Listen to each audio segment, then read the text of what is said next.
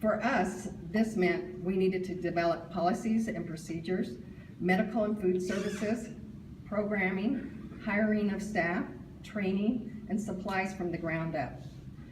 As Supervisor Handbelt stated, this is a building we are proud of and is a product and efforts of many people and their commitment to this project. We listened to what our most vulnerable youth were saying. We realized we were failing our youth by sending them away. We were culpable in playing a role in re-victimizing them by not addressing the problem at the local or regional level. As a result, people in positions of authority, long before I was here, namely our Board of Supervisors, our probation chiefs, and our county administrators, decided to do something about it. They decided we could do better for our youth, and they pursued a grant from the state of California. And all these years later, this is the fruit of their labor. Mother Lode Regional Juvenile Detention Facility is not about warehousing youth. It is not about punishing youth. It is not about intimidation, disrespect, or retribution. It is not about frivolously discarding the prior experiences of youth. It is about understanding, compassion, patience, perseverance, and relying upon empathy and evidence-based principles to rectify the circumstances which delivered us the opportunity to work with society's most vulnerable children. We understand how difficult the behaviors these youth can present with, and we expect it.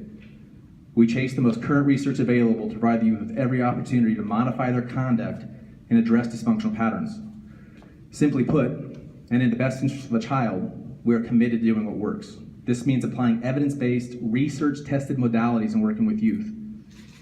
Aggression replacement training, drug education, cognitive behavioral therapy, risk assessments, case planning, girls' circle, boys' council, interactive journaling, frequent and productive family visitation, and perhaps most importantly, the opportunity to receive treatment and services which factor into consideration all of the trauma previously endured.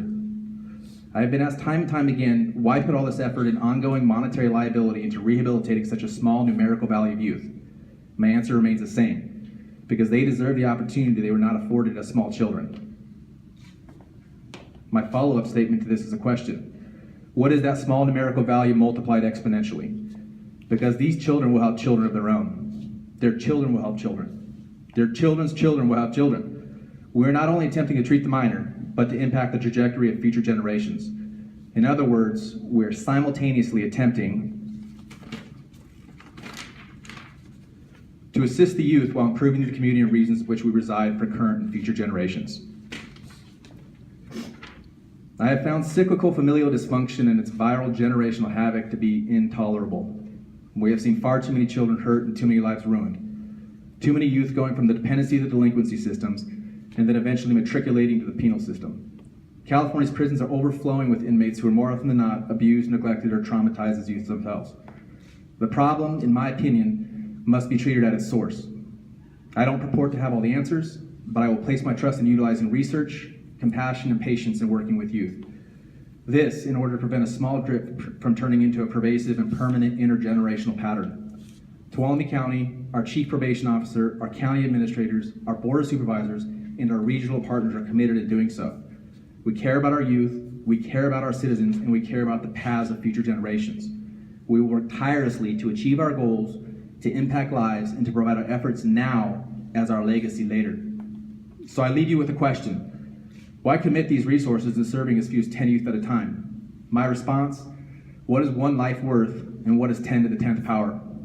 Thank you for your time, God bless, and we respectfully invite you to report to the front lobby for tours of the facility and or to enjoy lunch provided here by Tuolumne County. Thank you.